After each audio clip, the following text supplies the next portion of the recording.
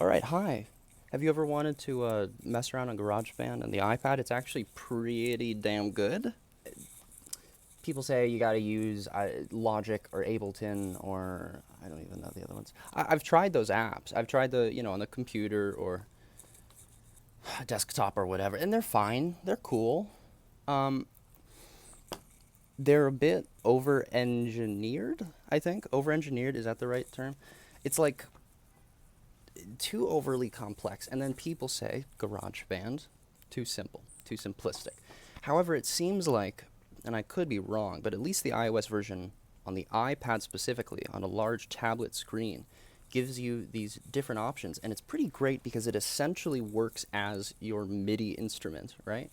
So, whereas if you were going to use like the mechanical keyboard, if you were using any of those professional apps, you can just produce and play right here on the iPad at all times.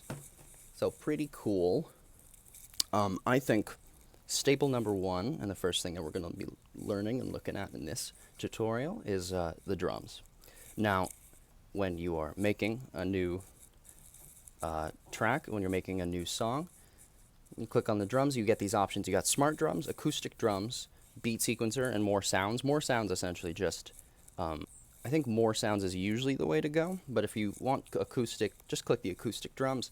I wouldn't usually recommend beat sequencer, but it's kind of fun to mess around with. It's where you essentially, it just plays on an arpeggiated, like a loop, right? More importantly, you go to more sounds. Now, you can look at all the acoustic ones right here, like Bluebird. You just play some drum. Sounds okay. Sounds fine. I know a lot of people in general, and especially if you're, music producing or looking into wanting to make beats or whatever, you want to make hip hop or trap, lo-fi, anything like that, right? So, most of all, you got a bunch of 808s here, and the cool thing is you can get a bunch of plugins that will replicate some nice 808s from like the fucking late 90s and stuff. Cool. You get some vintage sounding ones, which is nice. But let's just pick an electronic drum set here. Let's go with Synthetic Bass House by Chromium Fray. Sure.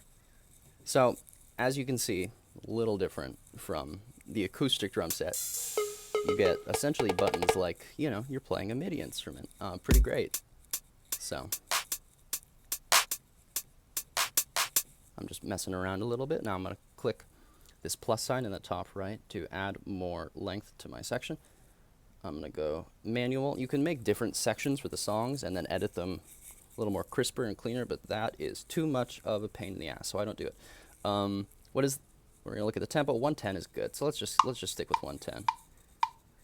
I like to have the metronome going, of course, when you're playing drums, so you just go like.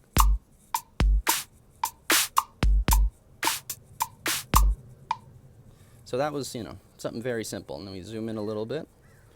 We can look. Now, the cool thing about using either the acoustic drums or an electronic drum, but playing it actually as the MIDI instrument itself, selecting that option. Oh, hold on. A plane is going overhead because I live under a flight path.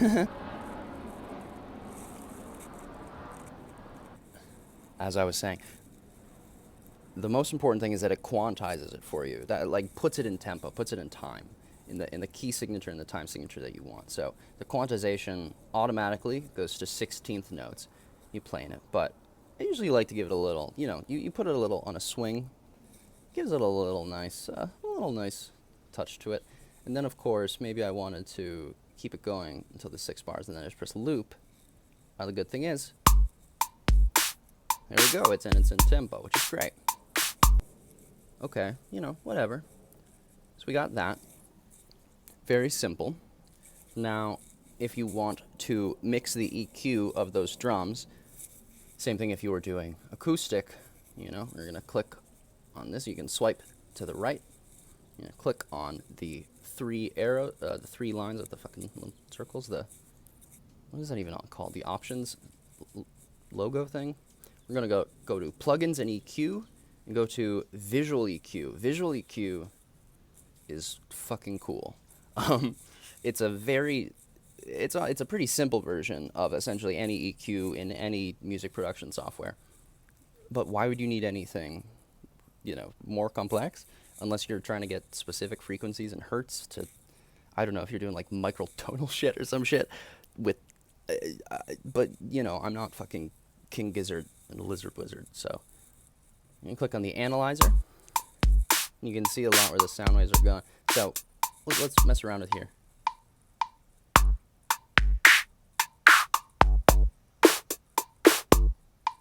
Okay, so I don't like the bass right now, but that's a good. I'm gonna move the bass.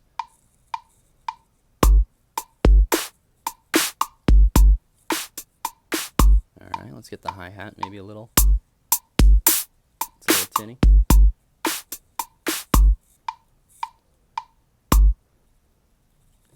I'm gonna actually just make it 2 bars so we can have it loop. Okay, not bad, right? And it already comes with some plugins in EQ that you can get, dependent on which instrument and which drum set you actually pick. This one has Bit Crusher on, which is about downsampling.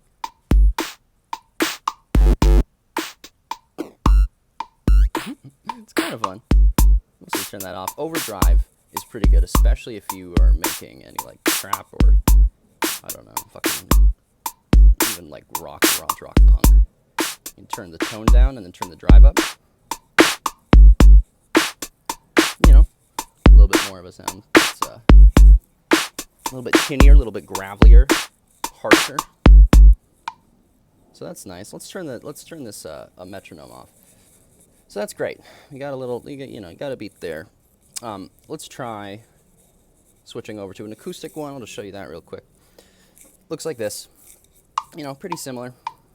So I'm gonna start this now. As you can see, the EQ on this one is completely wiped. You start over the settings. So I'll just play something.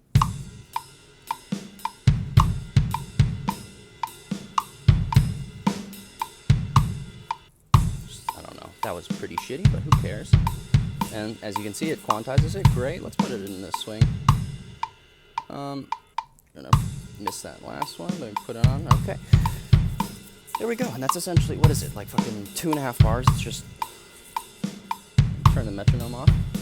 And let's mess with the EQ on this one. As you can see, I like the EQ with acoustic.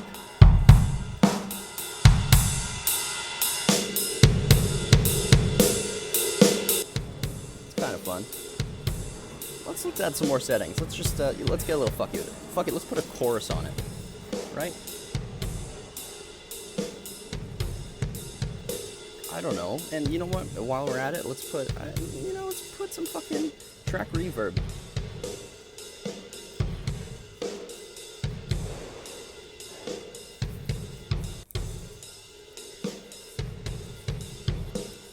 Okay. So that's pretty cool, right? Pretty simple. Simple little tutorial. Now, I think the last thing that I'll show you, and this is an important tip for just GarageBand iOS in general, which is editing green tracks themselves, instrument tracks, green tracks. I'll replay something for this for the heavy kit real quick, just like, I don't know.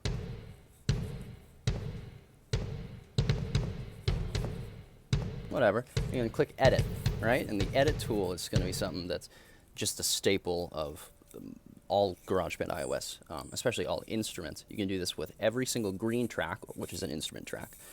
You can edit it directly. Go to the top left where the little pencil icon is. You slide it to the right, lock it into place, and then, of course, you have all the sounds Jesus, on the side that you get to mess with and paste them in as you please. So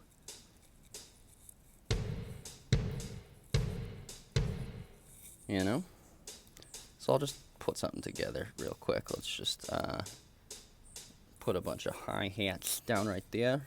There's a crash cymbal there. I'm gonna do 2 of those. I don't know, there's another kick drum. And we'll do little double kicks on the right there. And a shaker? Sure, I'll just throw in some random shakers.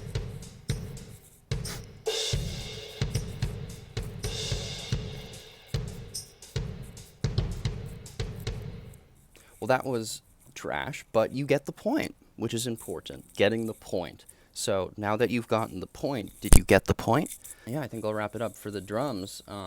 Pretty simple. I can also go over the beat sequencer sometime if you're interested in that. Be on the lookout for more tutorials coming soon. I'll keep it going until I get bored or nobody watches, which is cool either way. And yeah, maybe check out my music if you want to. You don't have to. It'll be in the description, but you know. All right, thank you.